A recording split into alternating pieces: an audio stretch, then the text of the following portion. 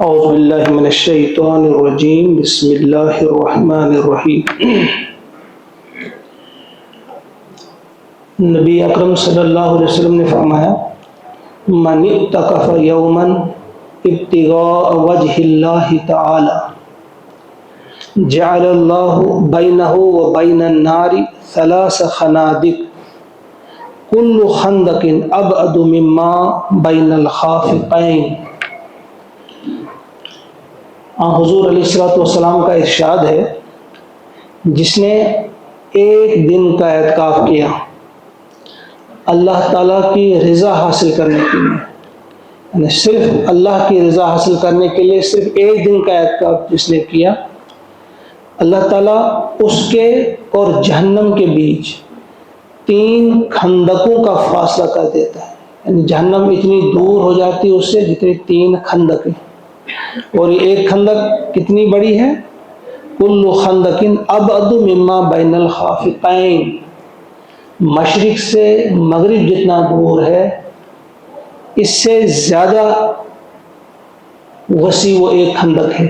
تو 3 خندقیں دور کر دیتا ہے جہنم سے اللہ تعالیٰ اس شخص کو جس نے صرف ایک دن کا اعتکاف کیا، اور ایک روایت میں ہے کہ وہ 10 خندقیں دور کر دیتا ہے لیکن ایک خندق 500 سال کی مسافت کے بعد، یہ دوسری ایک روایت ہے۔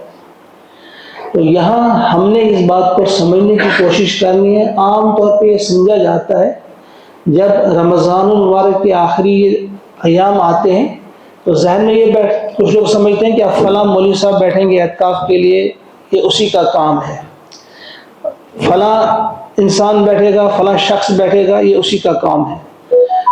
اور کچھ لوگ یہ سمجھتے ہیں کہ یہ کس کے لیے ہے کہ کچھ بچے آ جائیں گے بیٹھیں گے، یہ ان کا کام ہے۔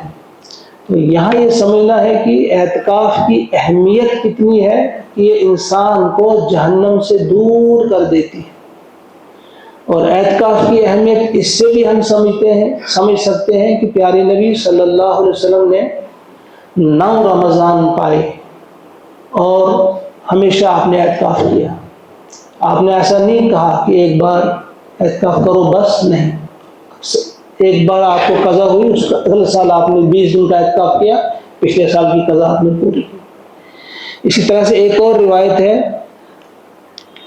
امام حسین رضی اللہ تعالیٰ عنہ کے فرزند امام زین العابدین وہ روایت کرتے ہیں کہ مجھے میرے والد نے کہا، امام حسین نے، انہوں نے سنا پیارے نبی صلی اللہ علیہ وسلم سے کہ جس نے رمضان میں اعتکاف کیا اس نے گویا 2 حج اور 2 عمرے کیے، یعنی 2 حج اور 2 عمرے کرنے میں جتنا ثواب ہے اتنا اس کو ملے گا اس مہینے کے اعتکاف میں۔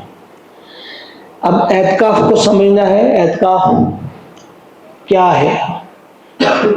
واجب اعتکاف، سنت اعتکاف اور نفلی اعتکاف۔ ایک اعتکاف ہوتا ہے جو واجب ہوتا ہے، وہ ہوتا ہے منت والا، کسی نے یہ منت مان لی کہ اگر میرا فلاں کام بن جائے تو میں اعتکاف کروں گا، تو یہ واجب ہو جاتا ہے۔ اور اس واجب اعتکاف کے لیے روزہ بھی ضروری ہے، روزہ بھی رکھنا ہوگا، کسی بھی وقت رکھے ہو، رمضان کے علاوہ بھی رکھ سکتا ہے، روزہ بھی رکھنا ہوگا اور اعتکاف بھی کرنا ہوگا۔ ایک ہے سنت والا اعتکاف جو روزوں میں ہم کرتے ہیں، آج یہ سنت اعتکاف ہے، اسے سنت کہا جاتا ہے۔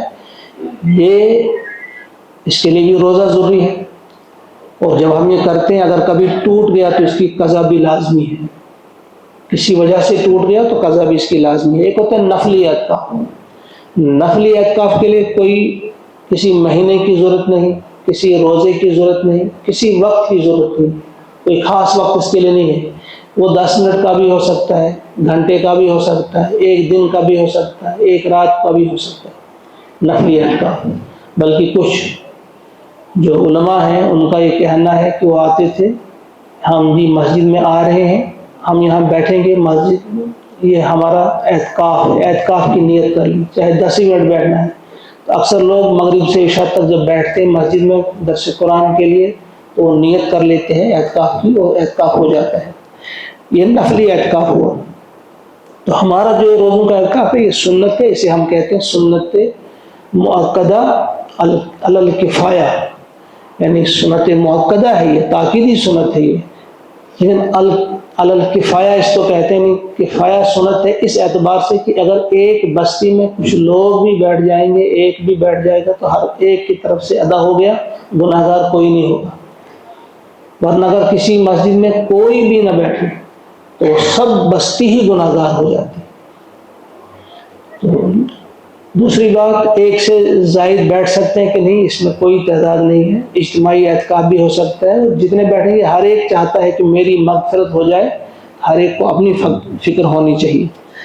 تو کچھ اس میں جو چیزیں ہیں، طریقہ کیا اس کا بیٹھنے کا ہے۔ پہلی چیز 20 رمضان المبارک، جیسے کل ہوگا 20 رمضان المبارک، تو کل کا افطار اس شخص کو یہی کرنا ہوگا جس نے اعتکاف کرنا ہوگا، یہ ذہن میں رہے، یعنی اس کو پہلے ہی آنا ہے، افطار وقت سے پہلے ہی، اور نکلے گا کب؟ جس وقت عید کا اعلان ہوگا کہ چاند نظر آ گیا، اس وقت جا سکتا ہے۔ لیکن بہتر یہ بھی ہے اگر اس رات بھی یہیں وہ بیٹھے گا، وہ اس لیے کہ وہ اب سنت اعتکاف تو مکمل ہو گیا اس کا، لیکن ایک رات کا اعتکاف اس کے لیے، اس لیے کہ آخری رات ہوتی ہے عید کی رات جو ہوتی ہے، اسے لیلۃ الجائزہ کہا جاتا ہے، یعنی انعام بانٹنے والی جو سرمنی ہوتی ہے لاسٹ میں، کسی بھی ٹورنامنٹ کے آخر میں، کسی بھی فنکشن کے آخر میں پرائز ڈسٹریبیوشن سرمنی جو ہوتی ہے، یہ سمجھو کہ آخری رات جو ہوتی ہے تقسیم انعامات کی، اسے آسمان میں لیلۃ الجائزہ کہا جاتا ہے۔ تو اگر وہ اس رات بھی بیٹھیں گے تو اچھی بات ہے، انعام لے کر ہی جائیں گے۔ ایک مسئلہ یہ بھی جو پوچھا جاتا ہے، اگر جمعہ کسی ایسی مسجد میں کوئی اعتکاف، جیسے ہمارے قریب میں مسجدیں ہیں وہاں جمعہ کی نماز نہیں ہوتی ہے، تو وہاں جو اعتکاف کرے گا وہ جمعہ کے دن یہاں آ سکتا ہے، جمعہ کی نماز پڑھ سکتا ہے، واپس جا سکتا ہے۔ اس کے آنے کے بارے میں جو عام طور پہ رائج تھا کہ بالکل چادر اوڑھ کر ادھر ادھر بھی نہیں دیکھے گا، اتنا کچھ مسئلہ نہیں ہے، اس کے بغیر بھی آ سکتا ہے، لیکن اتنا ہونا چاہیے کہ عام دیکھنے والا سمجھ جانا چاہیے یہ معتکف ہے، یعنی اس طرح گپ شپ میں مصروف نہیں ہونا ہے اس نے لوگوں کے ساتھ۔ حضور علیہ السلام نے ایک مریض کو دیکھا تو چلتے چلتے اس کی خبر گیری کی، اس کے ساتھ زیادہ دیر تک نہیں بیٹھے، گفتگو نہیں کی۔ تو ایسا ہے کہ گپ شپ میں مصروف نہیں رہنا ہے، آپ آ سکتے ہیں، باہر سے بھی آ سکتے ہیں۔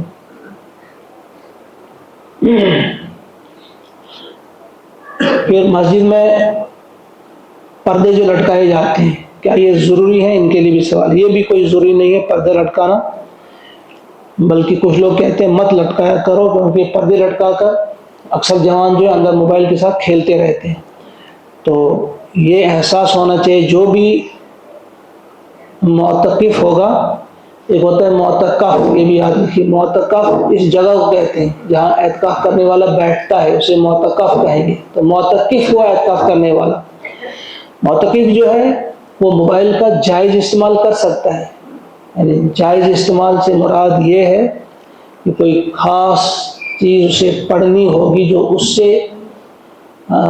پہ اس کو ملے گی تو اس کے لیے وہ استعمال کر سکتا ہے، یا کوئی خاص چیز کو گھر سے منگوانی ہوگی تو گھر بھی فون کر سکتا ہے، کوئی چیز منگوانی ہو، کوئی دوائی منگوانی ہے، کوئی کپڑے وغیرہ منگوانے، وہ بھی کر سکتا ہے۔ البتہ غیر ضروری استعمال جو ہے موبائل کا، یہ قطعاً جائز نہیں ہے، درست نہیں ہے۔ نیت کیا ہے اس کے لیے نیت کیا ہے؟ گھر سے آپ نکلے تو نیت ہی نیت ہے، زبان سے کوئی الفاظ بولنے کی کوئی ضرورت نہیں ہے، آپ آ گئے تو اعتکاف شروع ہو گیا۔ ایک اہم چیز ہے، معتکف جو بھی ہوگا، اعتکاف کرنے والے جو بھی ہوں گے، وہ اپنے یار دوستوں کی چوکری لگا کر وہاں جو گفتگو کرتے ہیں، گپیں مارتے ہیں، اس سے اعتکاف پر اثر پڑتا ہے۔ آپ نے ہر ایک سے کٹ کر صرف اللہ کا ہو جانا ہے۔ یہ تو اعتکاف کا مطلب ہی یہی ہے کہ ہم اپنے گھر سے، بچوں سے، اپنے کاروبار سے، ہر چیز سے الگ ہو کر کچھ دن ہم صرف اور صرف اللہ کے ساتھ گفتگو کرتے ہیں۔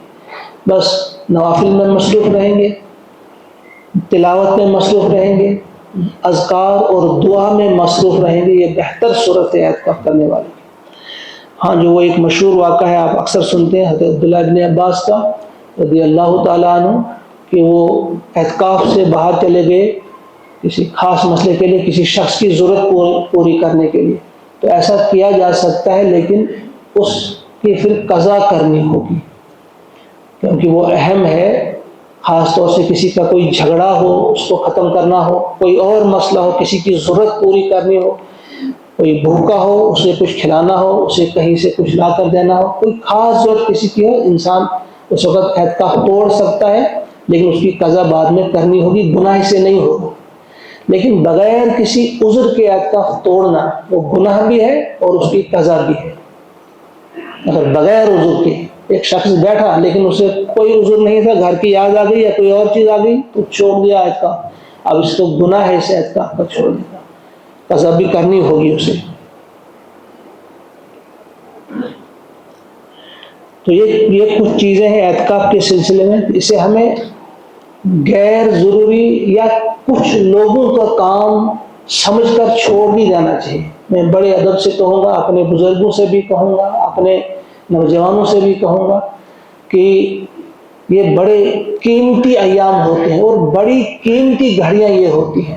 وقت نکالیے، ہر ایک سے کٹ کر اللہ کے ساتھ راز میں مصروف رہیے، اپنے دل کی باتیں اللہ سے کیجیے، کیا مانگنا ہے وہ بھی مانگ لیجیے، اور اللہ سے کیا آپ پانا چاہتے ہیں وہ پا لیجیے، آپ یقیناً آپ کی دعائیں ضرور قبول ہوں گی۔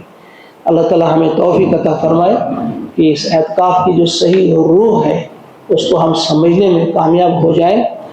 ربنا آتنا فی الدنیا حسنۃ وفی الآخرۃ حسنۃ وقنا عذاب النار۔ ربنا تقبل منا انک انت السمیع العلیم۔